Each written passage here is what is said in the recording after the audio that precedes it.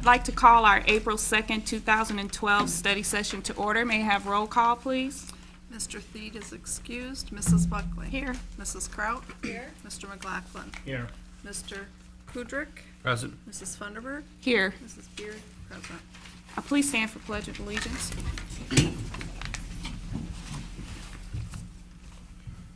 I pledge allegiance to the flag of the United States of America and to the republic for which it stands, one nation, under God, indivisible, with liberty and justice for all.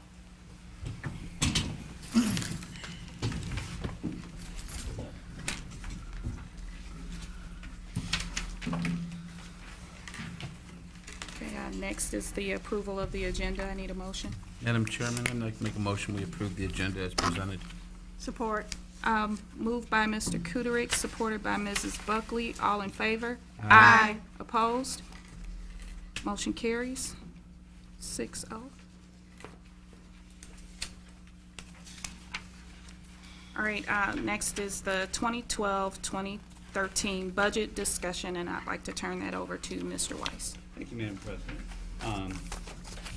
We're going to start off tonight with just a quick review. We made some changes to our budget timeline. We added a couple of things. One of the takeaways from our last budget discussion was that the board wanted us to have to develop two pathways. One, operating under the assumption that the hold harmless millage passes, and an alternative operating under the assumption that the hold harmless millage does not pass, so that we kind of have a plan in action for either alternative. So we have some, thank you. So we have some information tonight relative to that. And I apologize for not putting that in your packet, but Sherry was on vacation last week, and I wanted her to double check some of the figures that I had before I gave that out. So those will be available. You've got that in your handouts tonight. We're going to begin with a recap of the February 13th and March 5th budget discussions. And Sherry is going to lead us through that real briefly.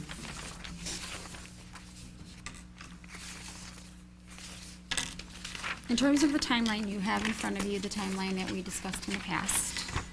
Of course, we're at April 2nd, and we were going to talk about updating budget variables, determining the 12-13 budget reduction dollar amount, which you have some information in your packet as well. And we did give you information in that packet that will give you information about if the hold harmless passes or if it doesn't, what impact that would have on the bottom line of the budget.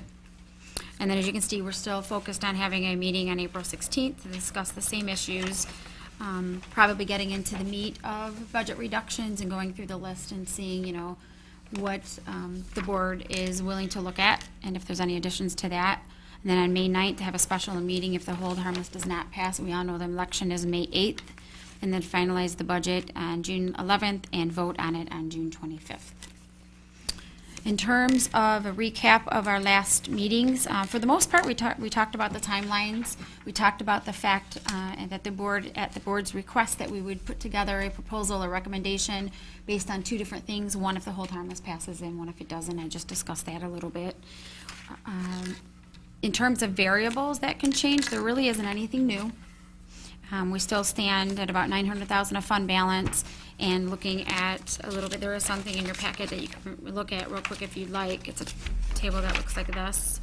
So the fund balance to begin with has not changed at all since the last time we spoke about the budget. And again, we're looking at almost $3 million of needed cuts to balance our budget in 12-13. In terms of recapping, one of the items that was asked at our last meeting that I wanted to bring to your attention again is, you know, what type of employee concessions has the district made? And I just wanted to remind everybody that in the year that we're in right now, we made about $5.6 million of cuts. And we went through last time about, you know, in terms of what the RAA saved the district and other bargaining units, and we gave you all that information. But I just wanted to remind you that, you know, although we're not really talking about concessions at this point, there is nothing, their concessions were taken, hit hard in 11-12. Because I know that was something that was asked So in in the past. 11-12, the total was how The much? total we cut out of the budget was $5.6 million, and I believe $3 million of that actually was related to employee concessions. Is it close? I think It's so. close to about maybe a little over $3 million, 3.1, 3.2. Okay.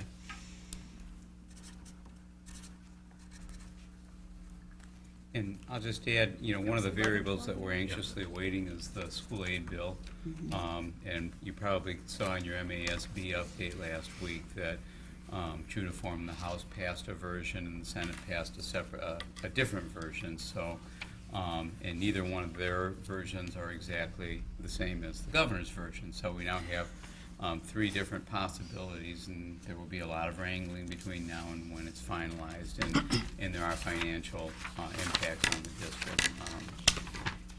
One last thing that I didn't go over that we've talked about, I think 2 times now, I know we talked about it at the first session and the other session, is just a reminder that, there are gonna be some capital outlay needs that the district needs to invest in terms of school buses, schools, repair and maintenance. And as you've heard me say, and I just had a meeting today with Local 64, they are in dire need of some replacement of equipment. And we're hearing, that furniture needs to be replaced. So I just wanna keep bringing that back to your attention, because at this point, we don't have anything in our budget to take care of those items. Does that equipment also include cleaning? Yes, it does. Vacuuming, carpet cleaning, things of that nature. Question for you, Sherry. You're talking about buses. From the time it goes out from bid until the time the unit rolls into the parking lot, how much time are we looking at? Well, typically, we used to use the MSBO bid process because they did the legwork, and basically, if you wanted to participate, you participated, just like we would do for county bid for office supplies. Unfortunately, we've passed that marked in terms of being able to purchase buses on that bid. Usually, it's about a 4 to 6 week turnaround. Is that because it's an annual thing that we do it, or is it no longer offered? For the MSBO, Yeah. well, it's only open for a certain window of time. So they Okay. go out to bid and they say these bids are good through such and Okay, such date. gotcha. Unfortunately, we're past that, and because we don't really know our financial position and where we're going to be budgeting our funds, I couldn't go ahead and bid on buses that I didn't know we could purchase. Right. So about 4 to 6 Yeah. weeks, right? Okay.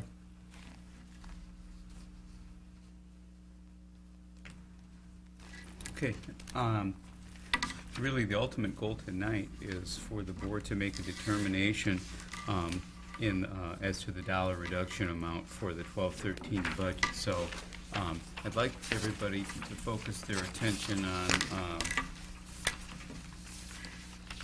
the table that says administration's budget considerations for 12-13. Sherry kind of referred to. Looks like this, if you're not sure.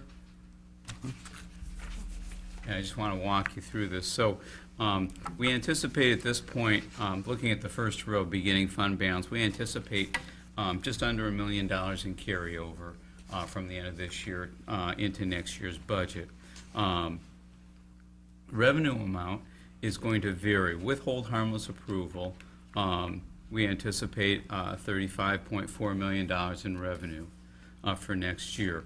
If the hold harmless millage is not approved, that moves down to about $33.4 million in revenue. So it's a significant cut, actually $2.1 million in revenue, which is the estimated value of that hold harmless approval. Now, the other thing that we've mentioned before is the need for capital outlay. In 2008, the voters approved the .75 mil sinking fund.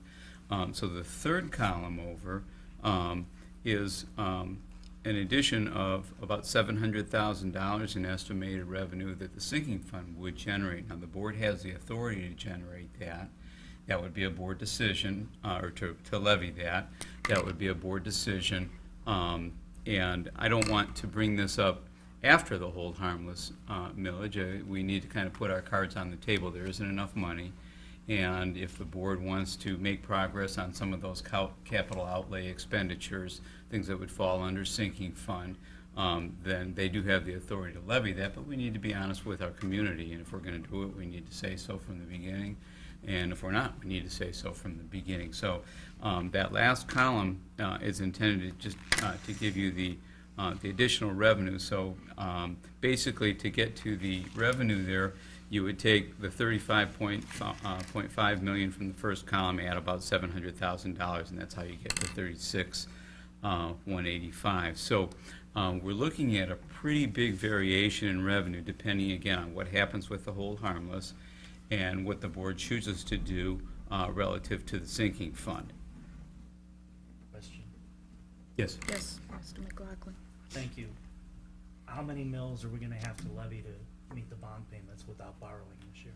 7 mils is what we'll borrow. And then there is a graph in here that we'll go over in a few minutes about the debt in terms of school bond loan fund. Yeah, that discussion's coming. So I really don't have an answer for you Well, in terms of what the millage rate would look like. if it's at least 7, I mean, because I know Yes. legally we can levy more than Yes. 7 for the bond. My issue, and I'm only gonna speak for myself, when we went to the sinking fund, we did it as a trade-off. Right. And I'm not prepared to go back on my word on that. Thank you. Okay, so moving down to the expenditure side, and again, you see at this point, this is a preliminary expenditure based on doing everything pretty much the same as this year, with the exception of the number of students. We're planning for a reduction of about 200 students, and I think we eliminated as a result of that 7 Correct. full-time Yes. teachers, and that's where that 39 million comes into, and that's a preliminary expenditure, which, if you go to the 4th row across, preliminary ending fund balance, you see that with any of those scenarios, we're in the red. All right, anywhere from 2.2 million to $5.1 million, and that assumes that we don't make any additional cuts to our budget for next year. All right, so moving down a row to administrative recommendation, recommended budget reductions.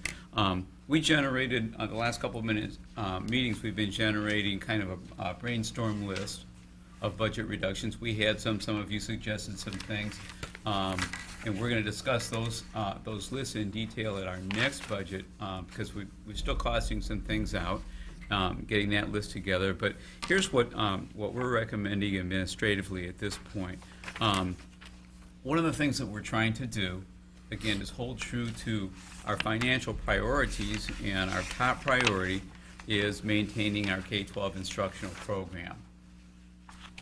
So, although we would need $2.9 million in budget cuts If the Under- hold harmless passed. if the hold harmless passes, all right, our recommendation right now is about $2.3 million, and the reason for that recommendation is twofold. One is we feel like we would have a fair or middling chance of making up for the missing money, the $583,000 during the school year, just by pinching pennies and cutting corners. Tax tribunal cases, Medicaid payments that were unexpected, things of that nature.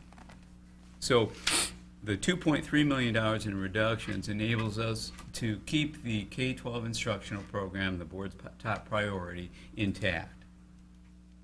No major cuts to the instructional program with that, all right? Without the hold harmless approval, you see in the second box in that same column under recommendations, it jumps up to $5.3 million in cuts. And basically what happens there, the only big ticket item I think everybody is aware would be transportation. We would have to do something very drastic to transportation, and we'll have some options there. But if this would be the worst case scenario, eliminating all student transportation, and that would leave us with an estimated fund balance at the end of 12/13 of $237,000, just a little bit over. And then the third